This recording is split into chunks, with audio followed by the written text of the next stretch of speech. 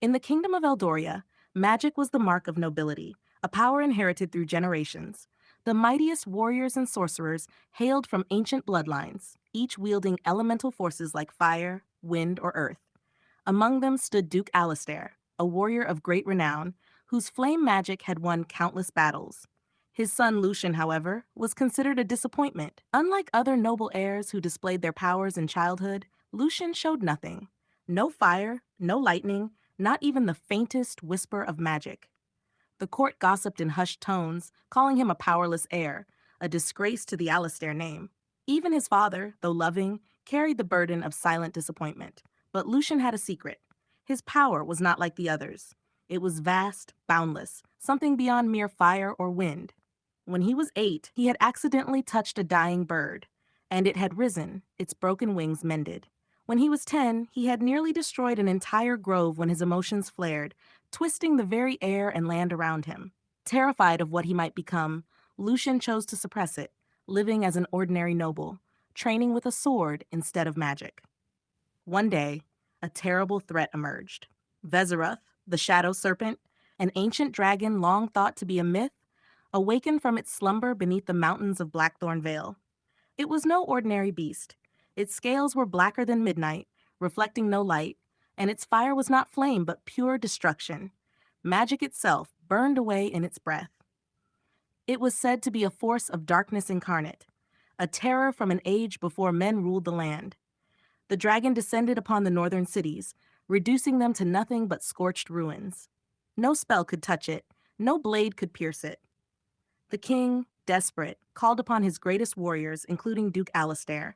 Lucian insisted on coming, not as a warrior, but as an observer, to stand by his father's side, even if he was powerless.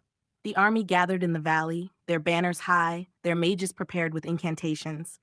𝙀𝙁 arrived like a living storm, its wings casting the land in shadow. When the battle began, it was not a fight, it was a massacre. The dragon's fire devoured magic itself, turning spells into ash before they could form.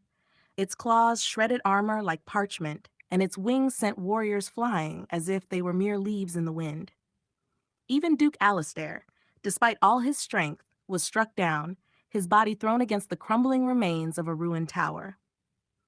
Lucian ran to his father's side. The proud duke lay on the ground, blood staining his lips, his once bright fire now flickering weakly. He reached for Lucian, his grip trembling. "Run," his father rasped. "You cannot fight this." Lucian's heart pounded.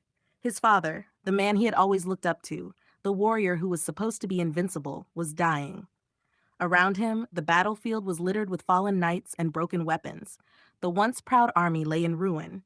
Something inside him snapped. The fear, the restraint, everything he had held back for years. Lucian stood, his body trembling with energy. The air around him grew heavy, charged with unseen power. His eyes, once an ordinary shade of blue, glowed with golden light. The earth itself responded. The wind howled in his fury. The sky darkened, not from the dragon's shadow, but from something greater. 𝙀𝙁 turned its massive head, sensing the shift. For the first time, the dragon hesitated. Lucian raised his hand. The battlefield trembled. The dragon's fire surged toward him, but it stopped mid-air, as if reality itself refused to let it pass. The flames twisted, reversed, and collapsed into nothingness. With a flick of his wrist, the ground rose, spears of stone erupting toward the beast. 𝙀𝙁 roared, swiping them aside, but Lucian was no longer just attacking. He was reshaping the battlefield itself. He clenched his fist, and the dragon's mighty wings suddenly froze in place. It thrashed, struggling against an invisible force, but Lucian's power was absolute. The very essence of creation and destruction swirled around him, bending to his will. With a final cry, he unleashed everything. A golden wave of energy burst from his body, wrapping around 𝙀𝙁 like vines of light and shadow. The dragon screeched in fury, its form convulsing as cracks appeared across its obsidian scales. Then, with one final pulse of power, Lucian cast it into the void, a place outside time where it could never return. Silence. The battlefield, once filled with screams, was now still. The remaining warriors, the surviving mages, all stared at Lucian with wide eyes, some in awe, others in fear. Lucian exhaled, his glowing eyes dimming as the overwhelming power faded.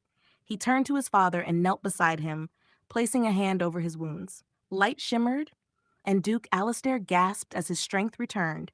He looked at his son, no longer with disappointment, but with pride and something else. Understanding. "You've been hiding this all along?" the Duke whispered. Lucian nodded. "I was afraid of what I could become." Duke Alistair grasped his son's shoulder, his voice steady. "And now?" Lucian looked over the battlefield, at the people he had saved, at the kingdom that still stood because of him. "Now," he said, "I know who I am." That day, the legend of Lucian the Hidden Heir was born. No longer a powerless noble, no longer a forgotten son, he was the one who had saved Eldoria when no one else could.